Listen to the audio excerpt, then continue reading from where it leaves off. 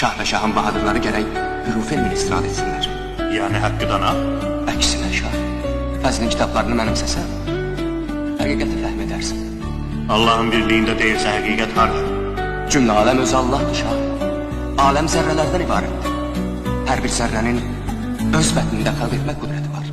Mən şah, qılınç tutan əl lazımdır mənə. Fəzlin elminə isnad eləmədən döyüşə bilməliyik.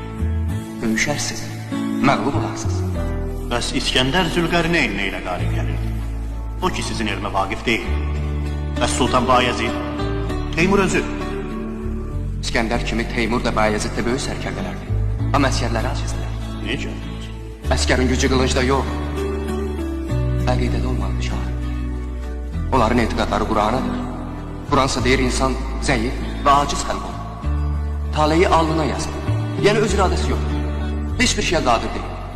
Bəlaya düşər olan insan bir Allaha pənah gətirməli və yalnız onun kəramətindən imdad gözləməlidir. Həqiqət isə belədir ki, Adəm din kitablarının yazılmasından çox qədimlərdə mövcud olmuş həmin xaliq zərrələrin məcmunundan insan özü xaliqdir. Amma cəhalət üzündən bunu bilir. Elmə vaqif olub öz xilqətini dərk edənlər deyirlər, Haqq Taala insanoğlu özüdür. Bimar aşka can verir ey can lebün müdam.